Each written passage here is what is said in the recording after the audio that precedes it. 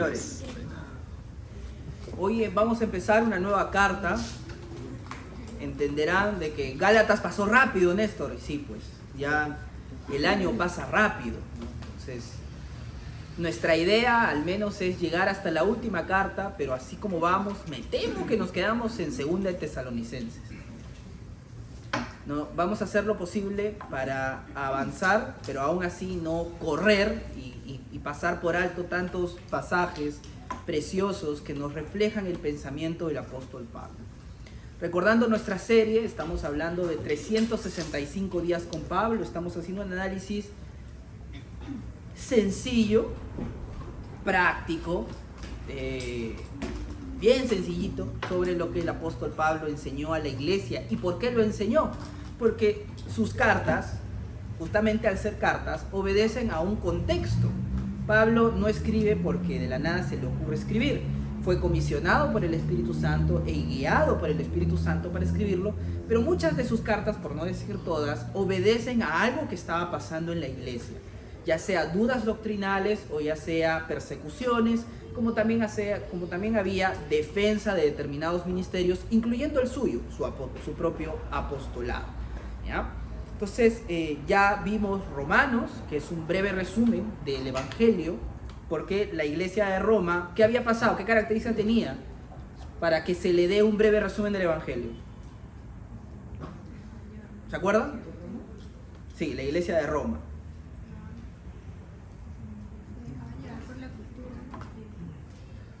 Sí. Les pido mucho, Néstor, estamos en febrero, sí, pues más o menos. No había recibido ninguna visita apostólica hasta ese momento. La iglesia había sido predicada por hombres buenos, fieles que habían visitado la ciudad de Roma, pero no habían recibido la visitación apostólica.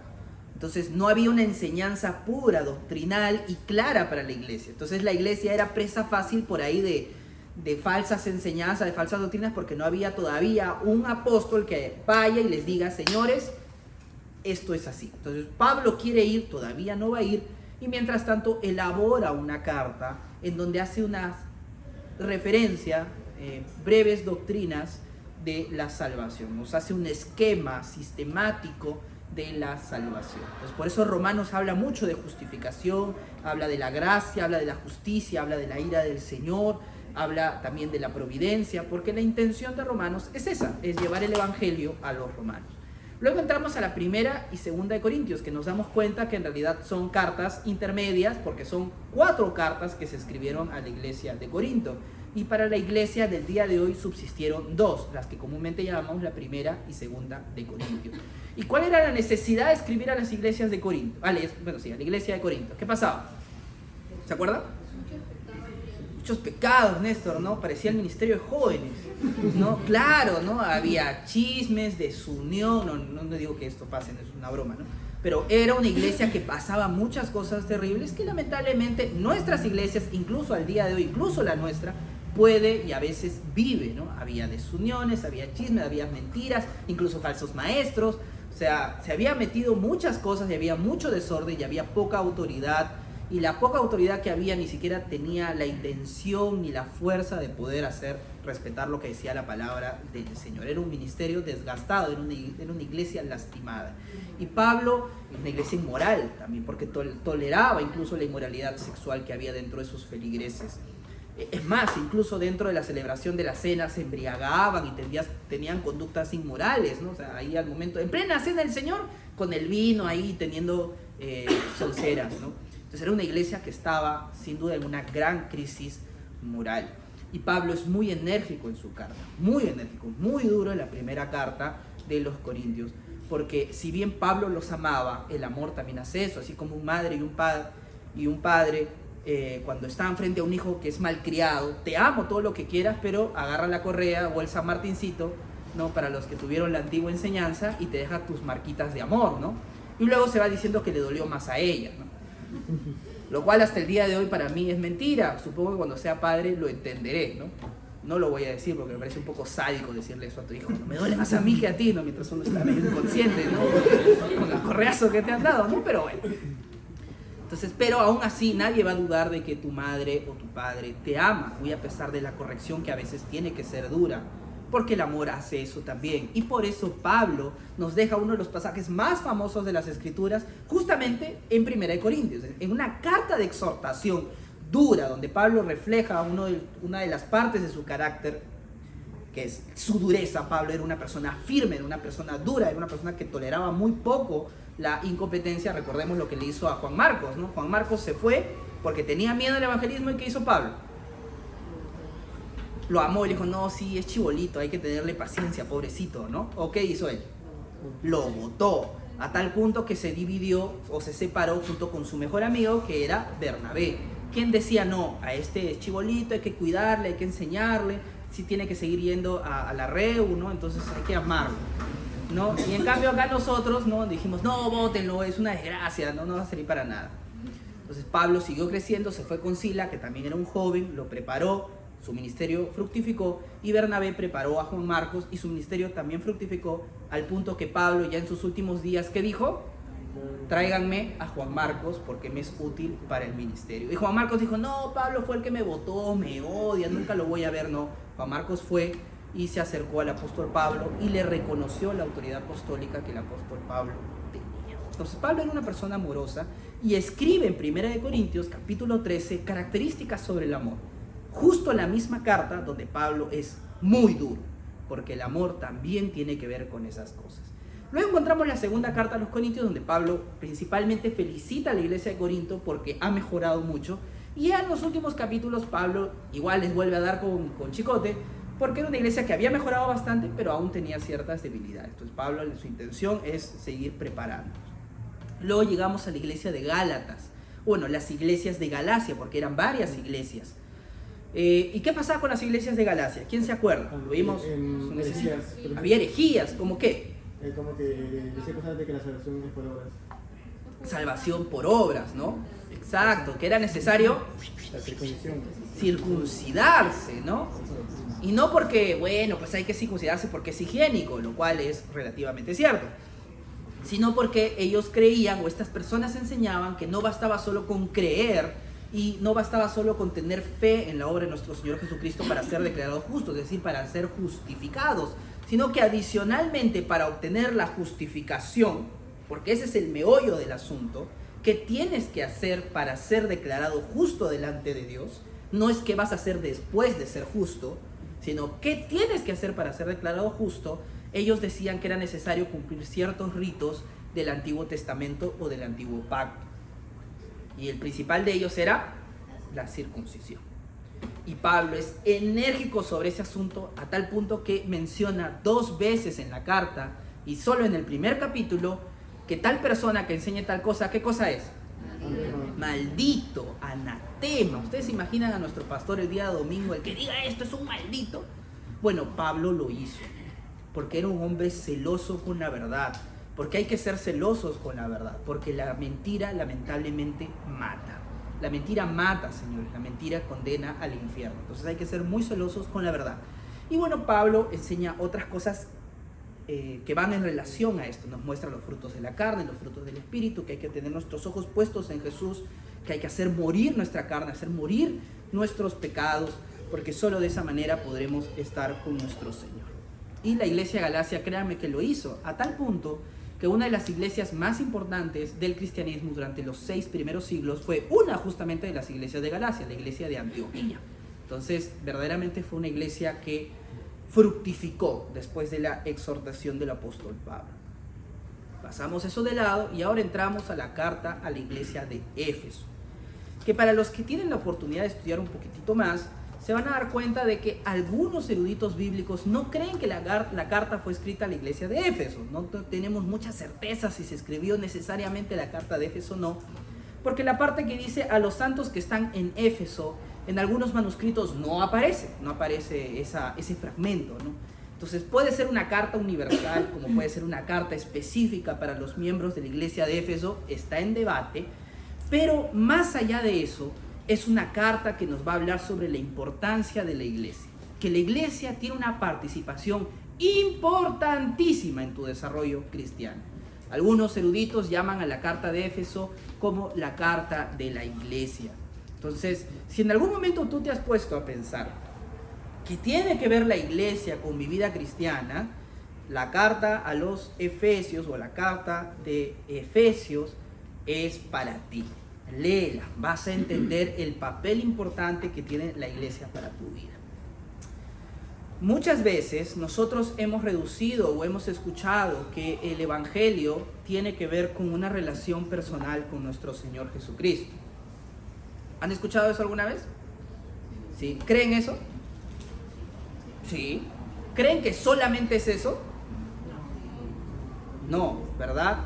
Muy pocas veces se enseña el otro aspecto, señores. El cristianismo tiene, digamos, dos grandes aspectos o dos grandes relaciones. Todas tienen que ver con Dios. Tiene un aspecto individual y un aspecto corporativo o comunitario. La salvación tiene un aspecto individual y tiene un aspecto corporativo. Van de la mano.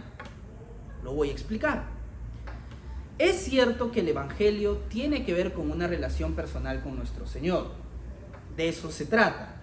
Tenemos que desarrollar una relación con nuestro Señor Jesucristo, en realidad una relación plena con el Dios Trino, con el Padre, Hijo y Espíritu Santo, y Él se desarrolla con nosotros. Pero también es una relación corporativa, en el sentido de que no hay ningún pasaje en las Escrituras en donde se nos hable literalmente que Jesucristo murió por ti. No lo hay, búscalo, no existe. Pero sí existe pasajes en abundancia en donde Jesucristo dio su vida ¿por quién? La iglesia. Y yo, por tanto, soy beneficiado de la sangre de Cristo porque estoy dentro de la iglesia. En ese sentido, la salvación es corporativa. Entonces, no existe el cristiano solitario. No existe el cristiano que dice, pero yo en mi relación con Dios estoy bien. No es necesario que yo vaya a la iglesia, no es necesario de que yo asista a la reunión de jóvenes o a la reunión de adolescentes o a la reunión de matrimonios. No es necesario que yo vaya los domingos o participe de la comunión con todos, porque a la hora de la hora yo y Dios estoy bien. Oro, leo mi Biblia, escucho prédicas de diferentes pastores, de diferentes denominaciones, esto porque yo soy bien católico, recuerda lo que tú dijiste, yo soy eso, escucho de anglicanos, presbiterianos, bautistas, de todo, hasta pentecostales, danzo con ellos, soy lo máximo, me encanta. Y hermano, pero nunca te vemos los domingos, ni temprano, ni siquiera en las... No, es que no tengo tiempo, es que no, pero yo estoy bien con Dios. Pero en la reunión de jóvenes no te vemos, no, pero es que yo estoy bien con Dios. Pero tampoco en las reuniones de oración, no, es que yo estoy bien con Dios. Entonces, señores, el cristianismo no es así, no es tú y Dios y son felices. Eres tú, la iglesia y Dios. Dios ha establecido cómo vas a disfrutar tu relación espiritual. Dios ha establecido cómo tú vas a crecer espiritualmente. Dios ha establecido cómo tú vas a ser salvo.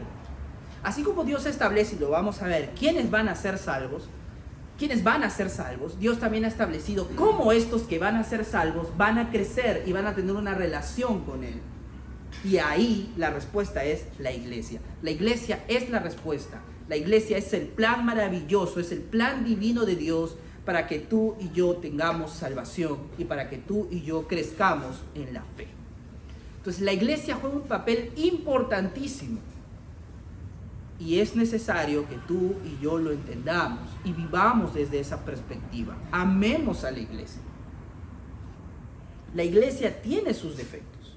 Nadie en la iglesia es Jesucristo. Y nadie en la iglesia es Pablo, ¿no? O alguno de los grandes apóstoles que existieron. Al menos yo no lo creo.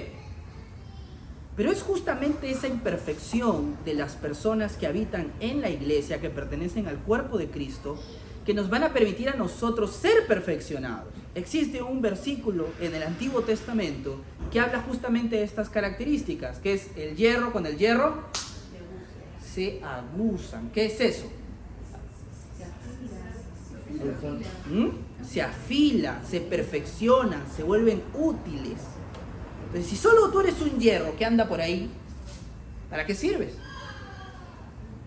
Es necesario que estés aquí con nosotros en la comunión, que mires cara a cara al hermano que te cae mal para que aprendas a amar.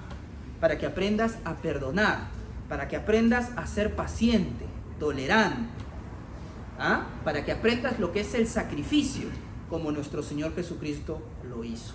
Entonces la iglesia es vital para ti. Es en la iglesia donde vas a recibir la instrucción.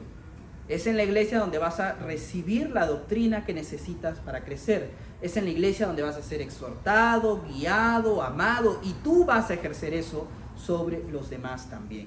Es la iglesia la que comisiona, porque el Espíritu Santo comisiona a la iglesia al evangelismo. Entonces, señores, la iglesia es fundamental en la vida cristiana. Dejemos de lado ese chip individualista en donde el cristianismo solo eres tú y Dios. Así no funciona. Las personas que creen eso usualmente son las personas que más daño hacen en la iglesia y que más estorban. Entonces yo no quiero que ustedes sean eso y yo no quiero ser eso. Quiero que todos nosotros seamos ladrillos perfectos dentro de la construcción del edificio que es la iglesia del Señor. Vamos a leer lo que dice Pablo sobre esto. Para hablar de la iglesia es necesario hablar de quiénes la componen y para qué las componen. Y el sermón del día de hoy tiene un nombre que me he copiado porque hay que copiar, señores, lo bueno, que hace 2 semanas, si no me equivoco, fue de clases del Dr. R.C. Sproul, Renovando tu mente, que se llama el amor electivo de Dios. ¿Ya? Así se va a llamar el sermón del día de hoy. Vamos a leer versículo 1, capítulo 1 del libro de los Efesios, de la carta a los Efesios. Pablo, apóstol de Cristo Jesús, por la voluntad de Dios, a los santos que están en Éfeso y que son fieles en Cristo Jesús. Gracia y paz a ustedes de parte de Dios nuestro Padre y de nuestro Señor Jesucristo. Versículo 3. Bendito sea el Dios y Padre de nuestro Señor Jesucristo, que nos ha bendecido con toda bendición espiritual en los lugares celestiales en Cristo. O sea, bendito sea el Señor porque nos bendice en gran manera con su Santo Espíritu. Todas las bendiciones espirituales que el cristiano debe recibir, las recibe por medio del Padre. Y debe ser alabado por eso. ¿Cuál es la causa primaria por la cual yo debo alabar a nuestro Dios? Por la cual Dios me ha bendecido. ¿Cuáles son estas bendiciones? Porque Dios nos escogió en Cristo antes de la fundación del mundo, para que fuéramos santos y sin mancha delante de Él. En amor nos predestinó para adopción como hijos para sí, mediante Jesucristo, conforme a la buena intención de su voluntad, para alabanza de la gloria de su gracia, que gratuitamente ha impartido sobre nosotros en el amado. Vamos a analizar este texto. ¿Alguno de ustedes alguna vez ha escuchado la palabra predestinación? ¿Qué creen que significa?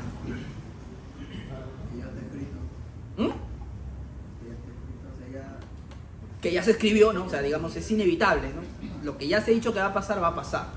¿Qué más? Mientras me cargo esto. Que ya está establecido. ¿Qué más? ¿Qué se sabe? ¿Qué? ¿Qué va a suceder? El orden del destino de las cosas. A que viva. Que claro, Néstor, tiene que ver con algo antes, ¿no? Sí, o sea, predestinado, algo del destino. Vamos por ahí, ¿no? Ya, señores, la predestinación es una doctrina en realidad propia de la teología propia. Néstor, me mareé, ¿qué significa esto? Nuestro Dios es un Dios que es infinitamente sabio, es un Dios que es infinitamente poderoso y es un Dios que es infinitamente perfecto. Y por tanto, Dios no juega a los dados, como dice una de las frases icónicas de la historia humana. Dios no hace las cosas por casualidad. Y nuestro Dios tampoco es reactivo, no es que Él hace y luego ve que las cosas pasan y dice, ¡uy, caramba! Ya, bueno, plan A. Si no funciona el plan A, bueno, ni modo, el plan B. Y si no funciona el plan C, y así, como nosotros. Salud. Porque Dios es perfecto. Si Dios es perfecto, Él no tiene plan A, ni plan B, ni plan C, ni plan D. Tiene un solo plan. Y ese plan se va a ejecutar. Esta enseñanza se llama predestinación. Dios, antes de la creación del mundo, ya predestinó las cosas que iban a suceder. Y no solo las cosas, sino también sus decretos. Y no solo sus decretos, sino también incluso las buenas obras que tú y yo vamos a hacer. Esto es la predestinación. Cuando la predestinación va a la salvación, nosotros en teología ya le damos otra palabrita. Y se va a llamar... No. Elección. Muy bien, Adriano. Elección, señores. ¿Y por qué se va a llamar elección? Porque esta doctrina enseña que Dios escoge, elige. Esto me hace recordar bastante a lo que dijo Charles Spurgeon. Charles Spurgeon, para los que no saben, fue uno de los predicadores más grandes en la historia de la iglesia de la Denominación Bautista Confesional allá en Inglaterra en el siglo XIX. Y Charles Spurgeon lo que dijo, sus prédicas alcanzaron en ese entonces, para que ustedes se den una idea, entre 1 millón a 2 millones de personas se convirtieron en Inglaterra por sus prédicas. Estamos hablando de algo increíble. Entonces fue un hombre muy utilizado por Dios para llevar el evangelio. Y él era un fervor, como bautista confesional, era un fervorioso defensor de la doctrina de la elección. Y lo que él dice es, me parece un tanto gracioso cuando las personas defienden que el hombre escoja a la que va a ser su novia. Recordemos que para esa época, después de la Revolución Francesa, era algo relativamente nuevo la idea de libertad, de poder escoger con quién casarte o no. Entonces él dice, me parece un tanto gracioso que se defienda que el hombre puede escoger con quién casarse y con quién no, pero censuramos la idea de que Cristo escoge con quién casarse y con quién no. Porque la doctrina de la elección enseña eso. Cristo se casa con su novia, que es la iglesia. Porque la doctrina de la elección responde, ¿quiénes van a ser salvos? Y lo que dice acá el texto es, porque Dios nos escogió en Cristo antes de la fundación del mundo. Es decir, esta elección, ¿cuándo sucede? Antes de la creación, antes de que tú y yo existieran, ¿verdad? Para que fuéramos santos y sin mancha delante de Él. Es decir, Dios nos escoge en base a nuestro arrepentimiento o nosotros nos arrepentimos en base a que Dios nos escogió. La segunda, ¿verdad, Néstor? Me voy por la segunda opción, ¿cierto? En amor. Lo que impulsa a Dios a escoger es amor. Nos predestinó. ¿Para qué? Para adopción como hijos, para sí mediante Jesucristo, conforme a la buena intención de su voluntad. ¿Cuál es el criterio que Dios utiliza para escoger? Su buena voluntad. Fin de la historia. Señores, nos puede gustar o no la idea de que Dios escoja personas para ser salvas. Es más, si habláramos con la mayoría de personas y les enseñáramos que Dios ha escogido a quién va a salvar y por ende hay personas que no va a escoger y por ende estas personas no van a ser salvas y en consecuencia estas personas se van a ir al infierno, y ahí es donde las cosas comienzan a temblar para nosotros. ¿Cómo es posible? Entonces, ¿no somos libres? Y la respuesta es no. Nunca nadie en su historia ha podido ser libre. Siempre hay límites, señores. Nosotros estamos limitados en base a nuestra naturaleza. Ninguno de nosotros es libre para volar. No tengo plumas. Y aún si tuviera plumas, me temo que mi diseño no es lo suficientemente aerodinámico para volar, ¿no? O la billetera. No hay suficiente dinero para irme de viaje, por ejemplo. Los hombres obedecemos a nuestra naturaleza, señores. No podemos volar porque nuestra naturaleza no es volar. Y adivinen qué, desde la caída, desde que Adán y Eva pecaron, ¿cómo creen que es nuestra naturaleza? Pecaminosa. Una naturaleza pecaminosa, caída, o como comúnmente la iglesia ha llamado, bajo la maldición del pecado. ¿Ustedes creen que puede escoger arrepentirse? Y aquí es donde vamos un poquito a las reflexiones que Pablo hizo en Romanos, justamente donde nos enseña el Evangelio. ¿Qué dice Romanos capítulo 3, versículo 10 en adelante? Como está escrito, no hay justo ni aun uno. No hay quien entienda, no hay quien busque a Dios. Todos se han desviado, todos. Sus bocas son sepulcros. Cuando hablan solo blasfeman contra el Señor. ¿Has abierto alguna vez una tumba? ¿Te has acercado alguna vez a un animal muerto? Yo sí, apesta y horrible. Bueno, la Biblia dice que esa es nuestra boca cuando tratamos de acercarnos al Señor. Es una desgracia. No hay justo, ni aun uno solo. Todos se descarriaron, todos se han perdido, todos han pecado, todos han hecho lo malo. Si todos hemos hecho lo malo y todos somos incapaces de arrepentirnos porque nuestra naturaleza es pecaminosa, de la misma manera, y este es el ejemplo que utiliza Juan Calvino cuando habla de esta doctrina, de la misma manera que tú agarras a un buitre y le pones carne podrida y maicito, ¿qué va a escoger el buitre? Pero si tiene la libertad para comer el maicito, ¿por qué come lo podrido? Porque es su naturaleza, porque le gusta, ¿no? Claro, Señor, está bien. Porque es su naturaleza comer lo podrido. De la misma manera que la naturaleza del hombre ahora es ir a lo podrido. Estamos fregados. La respuesta, señores, entonces es de que tú y yo nos iremos al infierno, no hay otra solución. Porque la Biblia dice claramente la paga del pecado, ¿qué cosa es? Muerte. Tú y yo estamos condenados al infierno. Tú y yo vamos a perecer delante del juicio de Dios porque hemos hecho lo malo. ¿Y eso es justo o no es justo? Sí. Sí, es justo. Es justicia pura. Tan simple como eso.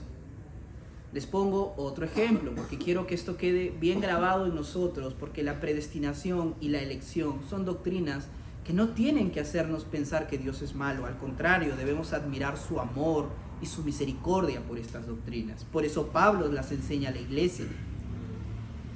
Para los que no han podido leer el libro La Santidad de Dios, hay un capítulo que se llama... ya me olvidé cómo se llama. ¿Ya? Pero el ejemplo que pone R.C. Sproul sobre la santidad de Dios en el ámbito de la justicia es muy bonito. Él enseña, creo que este ejemplo ya lo di, pero para los nuevos o para los que ya se olvidaron lo voy a volver a decir. Él enseña que él estaba dictando en el seminario, y en el seminario él tenía un salón de 100 personas, imagínate. Estoy inventando números porque no recuerdo el número exacto. Y él lo que decía era, para explicar un poco de cómo funciona la justicia y la misericordia, y él decía: señores, les voy a dejar un trabajo. Terminando tal semana me tienen que presentar este trabajo, ¿no? Trabajo escrito, todo ya bacán. El que no me presente el trabajo va a tener 0. Si me presentas el trabajo después de la fecha que he establecido, es 0. No hay marcha atrás. Sí, profesor, sí, profesor. Así como tú en la universidad, sí. Llegó el día y así como tú en la universidad no presentaste el trabajo. Y la mitad no presentó el trabajo. Y la otra mitad sí.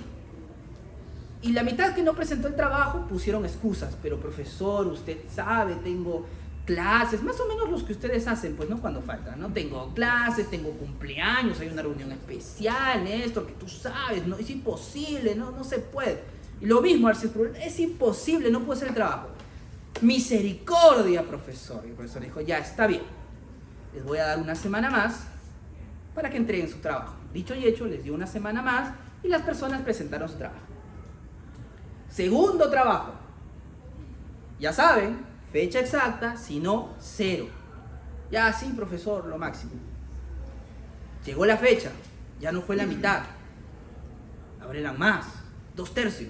No presentaron el trabajo cuando debían presentarlo. Y le dijeron: profesor, perdónanos, es que usted sabe, eran las olimpiadas en la universidad, tengo que participar, desgracia, mi abuelita se enfermó, ¿no? Y tantas otras cosas que pueden pasar, que son reales o no. Ya, está bien, una semana más. Sí, que el profesor es lo máximo, Arceus Sproul, te vamos a armar tu estatua, ¿no? Te queremos, sí, Jesucristo y luego tú, ¿no? Y ya, vamos todos felices. Tercer trabajo, nadie presentó. Y cuando él dijo, ¿por qué nadie ha presentado? Ya, profesor, una semana más y le presentamos nomás, no hay problema, no se haga el difícil. Y Arceus Sproul, para los que no conocen, bueno, yo tampoco lo conozco presencialmente, pero bueno, he leído bastante de lo que las personas hablan. Para los que no conocen a Arceus Sproul, hay que dejar pavonearse, ¿no? Arceus Sproul era una persona de carácter fuerte. Sé que parece dócil cuando lo escuchas en la voz de Pepe Mendoza, ¿no? Que tiene una voz bien dulce, ¿no? Pero Arceus Sproul en la vida real en inglés hablaba así, ¿no? Porque su voz es así. Y Arceus Sproul se enojó. Y dijo, Ángela, ¿tu trabajo? No, profesor, la próxima semana, 0. Y toda la clase comenzó a temblar. Profesor, no es justo. Y Arceus Sproul, ¿quieres justicia? Tú presentaste tu trabajo las 3 veces tarde. Tienes 0 en todos tus trabajos. Eso es justo. Porque yo, ¿qué cosa avisé? Que si no presentaban en la fecha, era 0. Jaló a todo el salón. Después de eso, la clase entendió que una cosa es la justicia y otra cosa es la misericordia. Usualmente nos acostumbramos a la misericordia de Dios. Pretendemos que la misericordia de Dios es el estándar de todas las cosas, que la gracia es algo que merecemos. Y cuando Dios actúa con justicia, que en realidad es el estándar, porque Dios es justo, nos asustamos, nos sorprendemos. Tenemos miedo cuando Dios se levanta de su trono para hacer justicia. Cuando hay enfermedad, cuando hay hambre, cuando hay destrucción, cuando hay guerra, cuando hay dolor, cuando hay muerte. Decimos, Dios, ¿por qué? ¡Qué injusto! Dios no es injusto, nunca es injusto. Dios es grande en misericordia y gracia. Solo que muchas veces nosotros, al igual que estos alumnos malcriados, nos acostumbramos a la gracia y abusamos de ella. Y nos olvidamos que hay reglas en el universo que vivimos. Dios creó este mundo para su adoración. ¿Cómo es posible que tú y yo, que fuimos hechos del polvo, nos rebelemos contra Dios? ¿Quién eres tú para decirle al Señor qué es justo y qué no? Esa es una de las cosas que dice Pablo. Le dirá el vaso a su hacedor, ¿por qué me hiciste de esa manera? ¿Quién eres tú para contender contra el Señor? ¿Quiénes somos para decirle a Dios que es injusto por las desgracias que pasan en la vida? Nada. Al contrario, deberíamos asombrarnos por su misericordia, porque a pesar de nuestros pecados, a pesar que durante la semana no fuiste el cristiano que tú dijiste que ibas a ser, el sol salió para todos, o hubo lluvia para tus plantitas. Salud tienes, y si tienes poca, vida tienes. Y si no, Néstor, me voy a morir mañana, este mensaje es para ti. La gracia del Señor te ha acompañado en donde sea que lo veas. Yo ayer estaba renegando porque el carro está fallando, ya me llega, ya lo quiero vender porque yo soy así, me llega ya, venderlo. Ya está, me hartó. Y claro, hay que gastar, yo estoy ahorrando mi platita para el viaje que me quiero hacer. Digo, sí, por fin voy a viajar, voy a gastar, voy a comer, voy a hacer esto, voy a ser feliz. Se malogra el carro. Y hay que meterle plata al carro. Porque el carro, más que una necesidad, es un lujo. Necesidad es la combi. Y hay que meterle plata. Claro, hay que meterle plata. Y no es bonito ahorrar y que el mecánico te vea así. Joven, hay que cambiar todo. Y uno reniega con Dios. Yo reniego con Dios. Cuando me da gripe, reniego con Dios, chicos. ¿No? Porque lo veo a Fabián tan sano todo el año, ¿no? Gracias. Y a mí me da gripe 5 o 6 veces al año, ¿no? Ángel es testigo. Y el día de hoy escucho lo que nos dice el pastor de allá, de San Juan de Miraflores, que tiene cáncer, que su esposa falleció de cáncer, que está en silla de ruedas por el cáncer y está predicando. Ya, no nos vayamos a su vida, porque Néstor, pero seguramente él es pecador, al igual que tú, seguramente tendrá sus defectos, seguramente también renegará con Dios. Vámonos con Job. ¿Qué le pasó a Job? perdió todo. A tal punto que su esposa, su ayuda idónea, le dijo: maldice a tu Dios y muérete. Ah, qué lindo amor. ¿Y qué dijo Job? ¿Cómo yo voy a lanzar tales palabras contra mi Dios si me ha dado tantas cosas? Joven, tú y yo muchas veces abusamos de la misericordia de Dios. No valoramos la gracia del Señor. Tienes casa, tienes ropa, tienes vida para seguir arrepintiéndote. Tienes personas que, a pesar de que eres una desgracia de persona, te aman. Sí, porque siendo honestos somos peores de lo que en realidad aparentamos ser. Tenemos más defectos de lo que en realidad queremos que la gente sepa de nosotros. Y aún así está el amor. Yo soy peor de lo que soy acá, y ahí está mi esposa. Oren por ella, ¿no? Que me tolera, que me ama, que me perdona, y yo igual a ella. Tienes a tus padres, que se les acabó las fuerzas de castigarte a los 12, ¿no? Pero aún así te aman, no te botan de tu casa. Y si es que te votaron, pues aquí en la iglesia hay personas que te aman, tienes amigos. Yo al menos trato de ser de la mayoría. A pesar de que con sus conductas o sus faltas de respeto a veces te pueden llegar, así como yo a ti.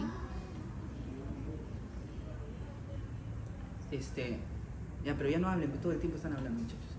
Entonces, tantas cosas que pueden pasar.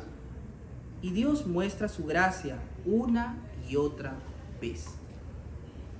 Y nos enojamos porque Dios, sabiendo de que nosotros merecemos justamente el infierno, de manera amorosa y plena ha escogido a una determinada cantidad de personas para que a esas personas Él derrame su bendición de arrepentirse.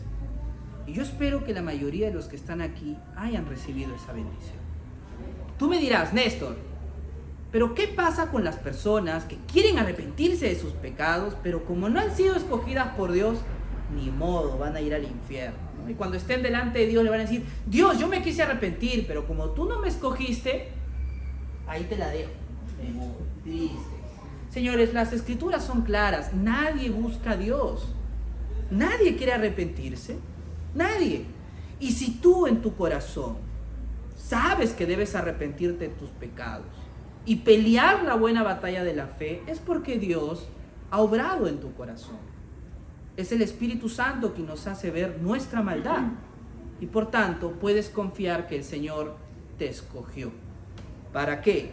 Para que seas santo y sin mancha delante de Él, porque has sido predestinado para ser hijo de Dios mediante Jesucristo, conforme a la buena intención de su voluntad, para alabanza de su gloria, que abunda, de su gracia que ha gratuitamente impartido sobre nosotros en Cristo Jesús, o en el amado. En Cristo tenemos redención mediante su sangre, el perdón de nuestros pecados, según las riquezas de su gracia, que ha hecho abundar para con nosotros en toda sabiduría y discernimiento. Nos dio a conocer el misterio de su voluntad, según la buena intención que se propuso en Cristo, con miras a una buena administración en el cumplimiento de los tiempos.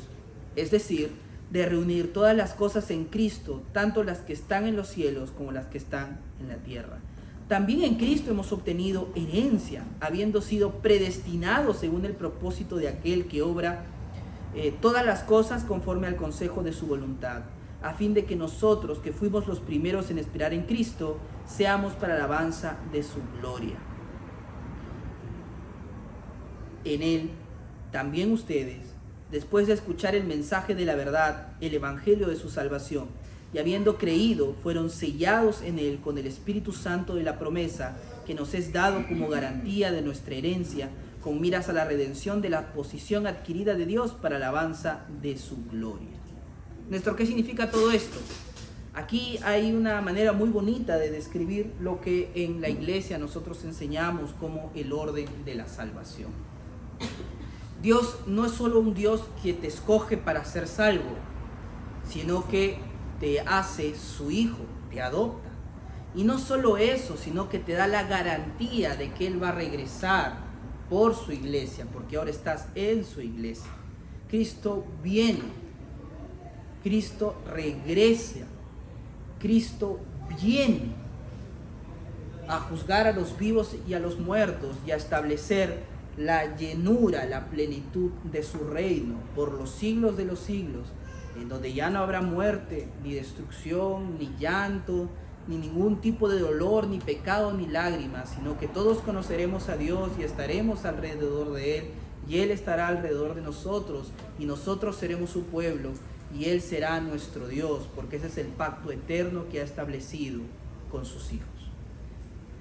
Y ese tiempo se acerca, no sé si mañana, no sé de aquí a 100 años, pero ese tiempo se acerca. Y la razón por la cual yo estoy plenamente convencido, y tú tienes que estar plenamente convencido que ese tiempo viene, es porque en tu corazón habita el Espíritu Santo, el cual es garantía de su amor. Las garantías, o en este caso la palabra más correcta sería un arra, que es un tipo de garantía antigua, funcionaba de esta manera. Yo voy con Pierito y Pierito me dice: Néstor, te quiero comprar tu carro. Habla, cholo, 8500, toque nomás. Dice: te quiero comprar tu carro, Néstor, pero me tengo que ir de viaje, pero guárdamelo. No, Pierito, eso ya se la hiciste a César, no te creo, ¿no? No lo vas a hacer.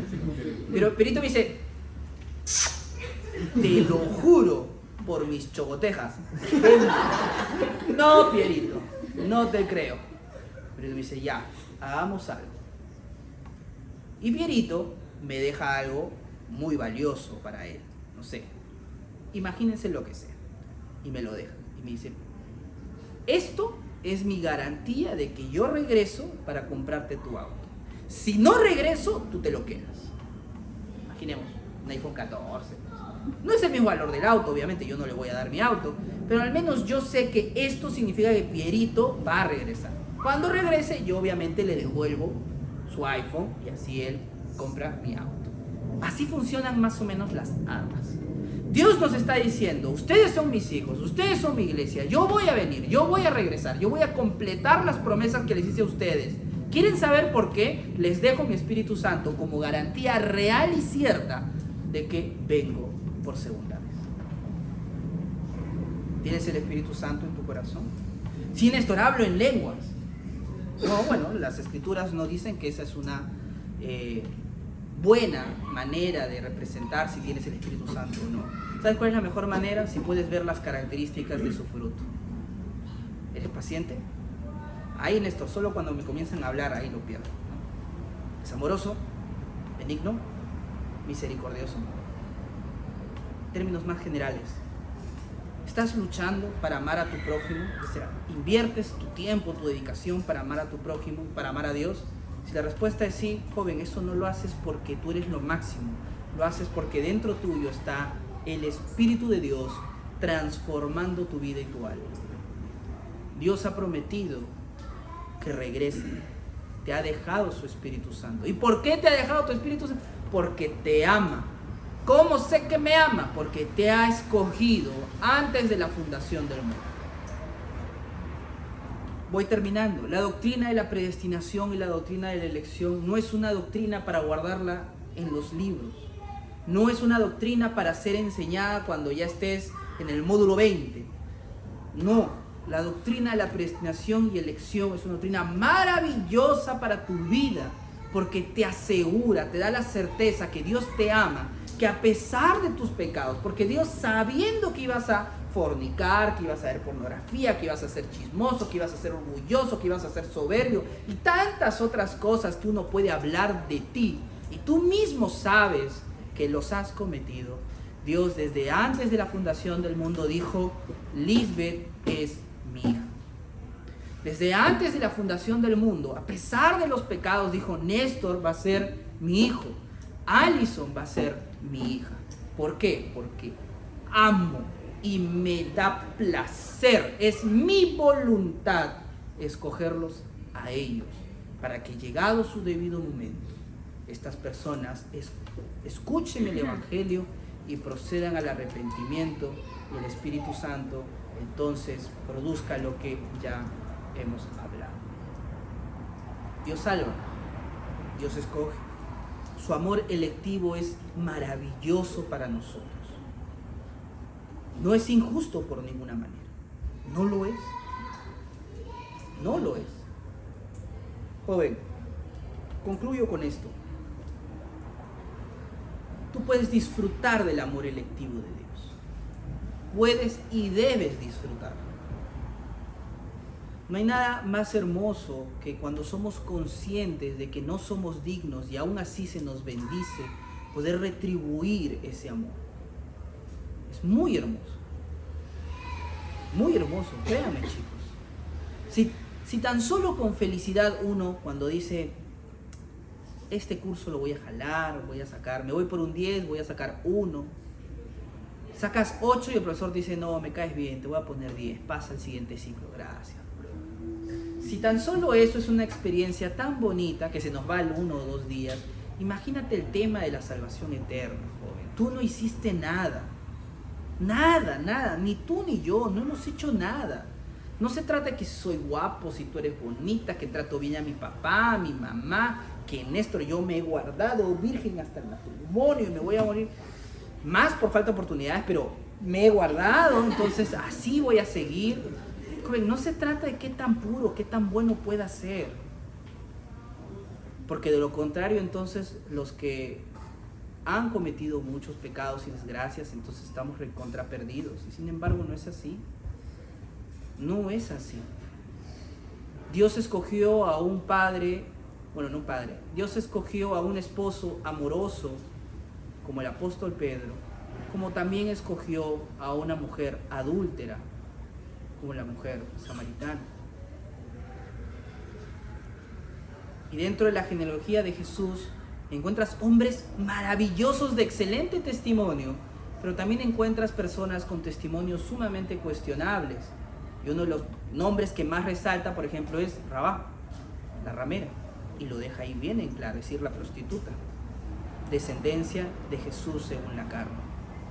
Dios escoge, Dios llama, Dios transforma. Dios no nos deja en ese sentido.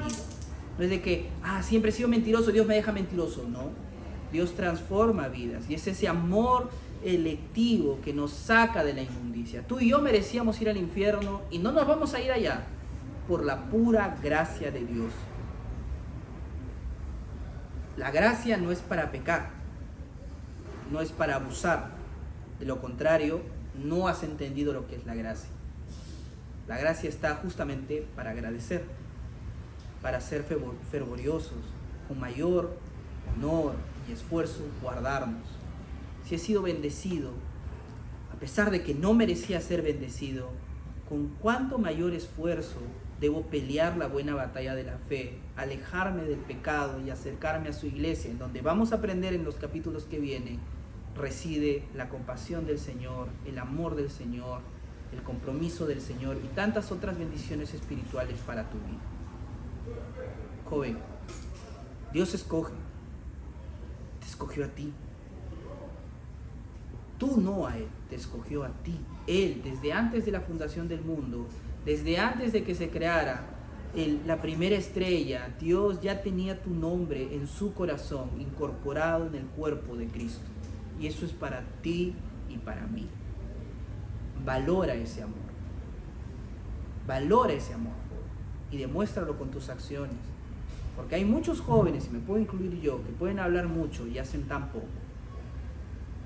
Y cuando estemos delante del Señor, una de las cosas que Dios dice es: apártate de mí, hacedor de maldad. Porque lo que cuenta es lo que haces. ¿Haremos las cosas para el Señor? ¿Te entregarás al Señor? ¿O seguiremos siendo necios, hipócritas, falsos, demostrando algo que en realidad no somos, poniéndole poco esfuerzo a la batalla espiritual que necesitamos pelear todos los días para agradecer ese gran amor que el Señor tiene para con nosotros? Medítalo. Creo que es tiempo de tomar buenas decisiones. Estás a tiempo. Mañana no sabemos qué va a pasar mañana, ni siquiera sabemos qué va a pasar de acá a media hora. Ahora es tiempo de tomar decisiones, buenas decisiones, para corresponder ese amor tan grande con el que el Señor se dirige a nosotros. Vamos a orar y con eso estamos terminando. Bendito Salvador, gracias Señor por tu amor y por tu misericordia. Gracias Padre porque en tu amor tú escogiste a tu iglesia, escogiste a los que íbamos a pertenecer a ella. Yo te ruego que todos los que están aquí presentes sean conscientes, Señor, de ese amor profundo, real, sincero que tú tienes. Ese amor que transforma vidas, que hace que los pecadores se hagan santos y que los inmaduros, Señor, maduren. Padre, no nos permitas rebelarnos contra ti. Al contrario, Señor, guíanos en tu perfecto amor a ser más como tu Hijo amado. Te lo rogamos, Señor. Oramos como oró, Señor, San Agustín. Si nuestros planes no son los tuyos, destrúyelos, Señor. No permitas, Padre, que hagamos caso, que vayamos tras las seducciones del mundo, que nos alejan de ti, que aparentan ser buenas, pero nos alejan de ti. Incentivan el odio al prójimo y el odio a ti, Señor. Permítenos, Señor, ser fervientes en nuestra relación contigo, en amar a tu iglesia, en amarte con pasión y devoción, no solo en palabras o expresiones, sino en acciones, Señor. Que nuestras acciones hablen de nuestro amor. Te lo pedimos, Señor, porque tus acciones hablan de tu amor, porque enviaste a tu Hijo a morir por tus escogidos. No solo hablaste, no solo profetizaste, hiciste. Y tu Hijo se hizo hombre y murió por tu iglesia, Señor. Así nosotros también, no solo hablar, no solo prometer, entregarnos en cuerpo y alma a ti, Señor, porque te amamos, porque tú nos amaste primero. Te lo rogamos, Padre, por Jesucristo nuestro Salvador. Amén. Amén, chicos. Bien, algunos anuncios. Mientras, le voy a pedir por favor a Angelita que pase las ofrendas. Como recordarán, las ofrendas de nuestro ministerio tienen el objetivo de